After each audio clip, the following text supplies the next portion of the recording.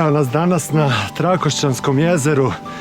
Stvarno me iznenadilo koliko je zapravo taj krug velik. Jer sam uvijek mislio da je to jezero samo nešto malo ispod dvorca, ali ima toga ovako za jutarnji trening taman.